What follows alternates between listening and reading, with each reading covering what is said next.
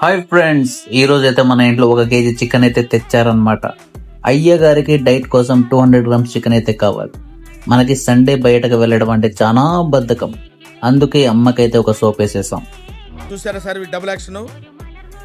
అమ్మా నీకెందుకు శ్రమ, చికెన్ మన కోసం నేను చేస్తానమ్మా అంటూ వంటకంలో అయితే దిగేసాం అనమాట.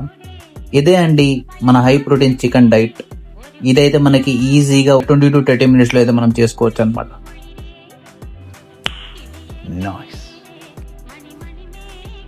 ఇలానే ఫ్రెండ్స్, మీరు లేజీగా ఉన్నప్పటికీ కూడా ఇంట్లో చికెన్ తెస్తే ఇలా దొబ్బి మరీ చికెన్ చేసుకోవచ్చు.